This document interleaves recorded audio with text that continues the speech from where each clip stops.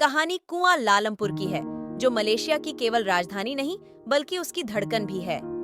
खुली बाहें पसारे और साल भर एक जैसा मौसम और दिन में कम से कम एक बार बारिश का मजा देने वाला यह शहर, चाहे पर्यटक हो या प्रवासी, दोनों को ही अपनी मीठी भाषा में सेलमट डटांग कहता है, यानी कि मलेशिया में आपका स्वागत है। आज से लगभग 15 साल पहले सुनैना और रमित जब अपने वतन को अलविदा कहा तो परदेश ने उन्हें सेलमट डटांग कहा। उस रोज रमित को ऑफिस भेजकर सुनैना जब वापस घर में घुसी तो किचन के शेल्फ पर पड़े प्याज के छिलके और सिंक में भरे गंदे बर्तन उसे इतनी बुरी तरह घूर रहे थे कि वह चाहते हुए भी उनको नजरअंदाज नहीं कर पा रही थी। आराम को गुड बाय बोलकर अपने आलसी कदमों से थोड़ी और गुजारिश करते हुए उसने अपने कुर्ते की स्लीव्स को मोड़ा और किचन में घुसी गई। एक प्रवासी श्री सबसे ज्यादा अपने देश को तब मिस करती है जब उसको घर का सारा काम अकेले ही निपटाना पड़ता है। कहने का मतलब ये है कि वतन जैसे नौकर चाकर का सुख प्रदेश में कहाँ भैया, यहाँ तो खुद ही घिसने पड़ेंगे भांडी बर्तन, नहीं तो सहो नखरे फिलिपिनो मेड के, वह भी उनके लंबे चौड़े खर्चे उठाने के बाद। अब यह सब सुनैना के बस की बात नहीं थी, इसलिए घर का सब काम वह खुद ही किया करती थी। वैसे घर में हर तरीके का तिकड़म मौजूद थे, जैसे कि होम एप्लियंसेस घरेलू कामों को आसान बनाने के लिए किचन के एक शेल्फ पर सुनैना ने एक छोटा सा रेडियो रखा हुआ था। जैसे ही उसने रेडियो का स्विच दबाया, रेडियो पर उसका और रमित का पसंदीदा गाना बजा। मलेशिया के रेडियो स्टेशन में हिंदी गाने का बजना और वह भी आपके फेवरेट गाने के सुरों का असर बिल्कुल तपती गर्मी में रिमझिम बरसात की तरह होता है। सुनैना के बदन की फुर्ती ने फिर से आलस की चुनरी ओढ़ी और किचन में पड़ी कुर्सी पर बैठ गई और खो गई। अपनी पुरानी यादों में सुनैना को रेडियो सुनने की बहुत बुरी लत थी और उसकी यह आदत रमित को बहुत नापसंद थी। जब भी वह अकेले होती तो रेडियो चलाकर ही अपना काम करती। उसे लगता था कि रेडियो उसके जिंदगी की भूले पलों को हमेशा उससे मिलाता रहता है। हिंदी फिल्मी गानों के रूप में फिल्मी गाने बिल्कुल उसके मूड की तरह ही तो है, कभी उदास, कभी खुश, कभी एकदम उछल कूद करने वाले और कभी खैर। उस रोज जो गाना बजा वह था, वो सिर्फ किसी फिल्म का एक सुपरहिट गाना नहीं था, बल्कि यही तो था उनके प्यार का आगाज। आजकल पांव जमीन पर नहीं पड़ते मेरे, तुमने देखा है कभी मुझको उड़ते हुए। यह गाना कभी दिन रात सुनैना के होठों पर सजता था और इसी गाने से ही तो पंख फैलाए थे। सुनैना और रमित की मोहब्बत की शुरुआत की बात कुछ 20 साल पहले की है। कॉलेज के एक कैंप पर रमित की इस साधारण से दिखने वाली सवाली सी सुनैना पर नजर तब जा टिकी जब दोस्तों के जोर देने पर सुनैना ने यह गाना गाया था। क्या आवाज थी, क्या शब्द थे, लग रहा था साक्षात लता मंगेशकर ने दर्शन दे दिए हो। वह एक तक उसको निहारता रहा और मन ही मन दुआ मांगता रहा कि बस ये पल अभी ऐसे ही ठहर जाए। बस इसी तरह रात भर ये सावली सलोनी सी लड़की सुर बिखेरती रहे और मैं सुनता रहूं। मगर गीत संगीत की महफिल पर एक बड़ा सा माहौल तब लग गया जब प्रोफेसर ने जोर से चिल्लाकर कहा, सब अपने अपने कमरे में जाकर सो जाओ, सुबह फील्ड वर्क पर जल्दी निकलना है। ये एक स्टडी कैंप है, मौज मस्ती का नहीं। पता नहीं इन बूढ़े प्रोफेसरों में थोड़ा बहुत भी रोमांच बचा है कि वह भी सब नोट्स के पीले पन्नों की तरह रूखा सूखा सा हो गया है। अभी अभी तो माहौल बनाना चालू हुआ था। पता नहीं कहां से टपक गया बूढ़ू। शेखर मन ही मन प्रोफेसर को गाली दे रहा था और उतने में एक आवाज उसके कान में पड़ी, एक्सक्यूज मी, क्या आपका नाम रमित सेठी है? जी हाँ, हेलो, मैं सुनैना शर्मा। कल हम दोनों को साथ में फील्ड वर्क करना है। मुझे आपकी टीम में डाला गया है, सोचा आपसे मिलकर आपको बता दूं। अब जो गाना थोड़ी देर पहले सुनैना गा रही थी, उसके तार रमित के दिल में बज उठे थे। गाने के बोल जैसे उसका जीवन बन गए थे, हर शब्द जैसे उसकी सिचुएशन को ध्यान में रखकर ही लिखा गया हो। रात भर ना जाने कितनी बार उसने ये गाना रिवाइंड कर करके सुना। कितनी लंबी थी वह रात और कितना लंबा था इंतजार। रात की ठंडी चांदनी काट रही थी और सूरज की गर्मी में जलने को बेचैन रमित तड़प रहा था। अब तक जो फील्ड वर्क उसको बोरिंग लगता आ रहा था, कल वह दुनिया की सबसे रोमांचक विधियों में से एक बनने वाला था। रात का पहरा खत्म हुआ और सुबह ने दस्तक दी। नहा धोकर तैयार थे रमित बाबू अपनी सपनों की मलिका से मिलने के लिए। सब ग्रुप्स अपने अपने काम में लग गए। रमित और सुनैना के ग्रुप में इनके अलावा भी 2 और लोग थे, जो जाहिर है रमित के लिए कबाब में हड्डी से ज्यादा कुछ न थे। मगर प्रोफेसर की बात भी सच थी कि वो लोग फील्ड वर्क के लिए आए हैं, किसी मौज मस्ती के लिए नहीं। खैर, पूरा हफ्ता रमित की टीम ने अच्छे स्टूडेंट्स की तरह सिंसियरली काम करते हुए ही बिताया, मगर रमित सुनैना से कुछ भी ना बोल पाया। यहाँ तक भी नहीं कि वह बहुत अच्छा गाती है, जबकि यह बात उसके टीम के बाकी दोनों लड़कों ने एक नहीं बल्कि 1000 बार बोल चुके थे। आज आखिरी दिन था, कल सब खत्म हो जाएगा। आज भी नहीं बोला तो शायद जिंदगी भर उसकी रिकॉर्डेड आवाज ही सुननी पड़ेगी, क्योंकि लाइव सुन पाने जैसा तो कोई जतन किया नहीं था अब तक। मगर बात कैसे शुरू करे ये रमित तय नहीं कर पा रहा था। उसके गाने की तारीफ करूं नाना, फिर मुझ में और बाकी सब में क्या अंतर? उसकी खूबसूरती के खंबे खड़े करो, उसको समझ आ जाएगा कि मैं फ्लर्ट कर रहा हूँ, क्या करूं?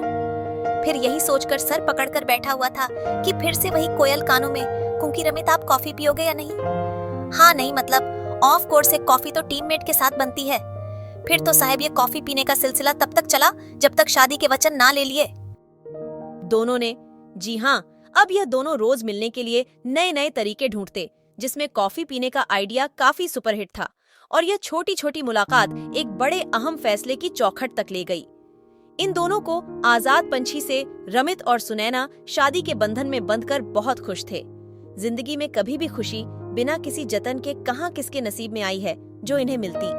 रमित का प्यार पाने के लिए सुनैना ने अपना घर छोड़ा और अपनी सुनैना और परिवार को हर सुख खरीद कर दे सके ऐसी तरक्की के लालच में रमित को अपना देश छोड़ना पड़ा और अपनी जन्मभूमि से दूर मलेशिया में पिछले 15 सालों से यह दोनों अपना घरौंदा बसाए बैठे हैं। कुआलालंपुर नाम के इस चक्काचौंध से भरे शहर में जहाँ देखो वहाँ जगमग है, ऊंची ऊंची इमारतें, साफ सुथरी सड़कें और ढेर सारा आराम। मगर फिर भी सुनैना को काटता था यह सुख चैन, क्योंकि इसमें फुर्सत के वह पल कहाँ थे जो भीड़ भाड़ वाले मुंबई की लोकल ट्रेन में सुनैना ने रमित के साथ बिताए थे। वैसे मलेशिया में परदेश वाली फीलिंग ज्यादा परेशान नहीं करती थी, जिसका सिंपल सा कारण है यहाँ बसे असंख्य भारतीय। सबसे बड़ा आश्चर्य तो तब होता है जब दिवाली की छुट्टी इस देश की नेशनल हॉलिडे की लिस्ट में दिखाई देती है। हर तरीके का भारतीय खाना और पहनावा यहाँ बड़े आराम से मिल जाता है। सुनैना ने भी अपना एक छोटा सा लिटिल इंडिया यहाँ बसा रखा था। खुद को मशगूल रखने के लिए वह यहाँ बसे प्रवासी भारतीयों के बच्चों को हिंदी भी सिखाती थी। मगर ससुराल कितना भी अच्छा क्यों ना हो, मायका तो याद आता ही है ना, बस वैसा ही होता है। प्रवासी का जीवन, हमारी सुनैना का जीवन ससुराल में रहती उस बहू की तरह है जिसे सब सुख मिल रहा है, बस पति का वक्त नहीं मिल पा रहा है। ऐसे में अपने वतन से उसकी दूरी उसे और बेचैन कर देती थी। शादी के कुछ शुरुआती साल बड़े ही मनमोहक थे, जैसे कि सबके होते हैं। फिर धीरे धीरे प्यार को जिम्मेदारियों और वक्त की कमी ने ऐसा घेरा कि प्यार की धूप ने इस पर दस्तक देना छोड़ दिया था। आज 20 साल बाद ना तो रमित के पास वक्त है और ना ही सुनैना के पास। वह जज्बा अपने प्यार की इस सिंपल सी स्टोरी के किसी भी लम्हे को जीने का शायद घड़ी की सुइयों ने उनको इतना नचाया कि हाथ पकड़कर वह मस्त होकर नाचना भूल गए। हाँ, कभी कभी किसी रिश्तेदार की शादी में है, घोड़ी के आगे दुनिया को अपनी झूठी खुशी का ढकोसला दिखाने के लिए नाच लेते हैं, मगर उसमें वह बात नहीं होती जो उनके कॉलेज यूथ फेस्टिवल के सेशन में होती थी। घर, बच्चों, माँ बाप और रिश्तेदारों की खुशी में उनका इतना समय जाता था कि खुद अपनी शर्तों पर जिंदगी बिताने का उनका वादा पता नहीं कहाँ किस कोने में मुंह छुपाए बैठा था कि ढूंढने पर भी नजर नहीं आ रहा था। दोनों एक दूसरे को मिस कर रहे थे मगर बोल नहीं रहे थे, क्योंकि दोनों एक साथ रहते थे।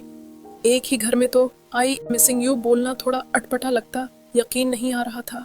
रमित और सुनैना ने दुनिया से बगावत कर दी थी। अपने प्यार के लिए आज वो अपनी शादीशुदा जिंदगी जी नहीं रहे बल्कि गुजार रहे हैं।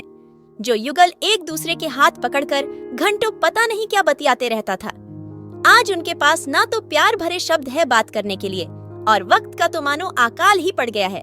वक्त की चोट और उसके साथ रेस लगाने की होड़ बहुत कुछ ऐसा छीन लेती है जो भले ही आपको जिंदगी के मौलिक सुख न दे मगर आत्मा को आराम जरूर दे सकता था।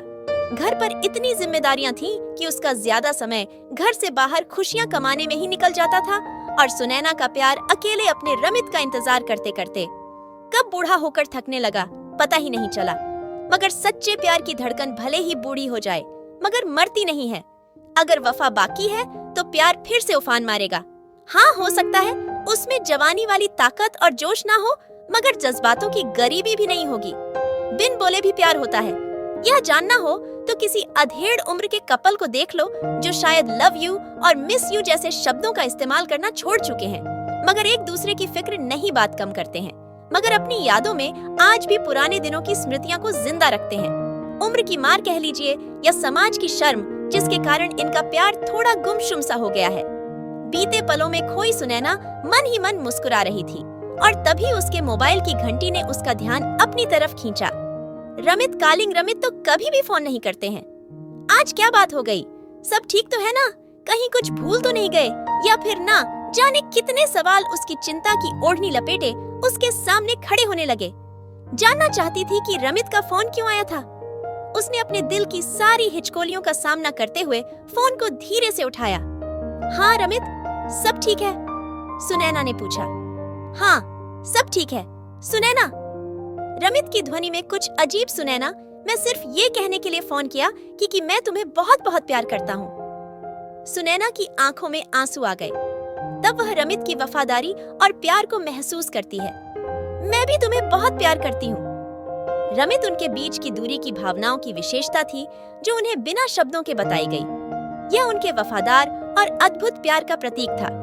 उनका प्यार बोलता नहीं था, बल्कि उसे महसूस किया जाता था। सुनैना और रमित का प्यार हमेशा के लिए अटल और अडोल रहा। बिना किसी शब्द के ये उनकी प्रेम कहानी का सच्चा रूप था, जो हमेशा जीवित रहेगा, भले ही दूरियों का सामना करना पड़े।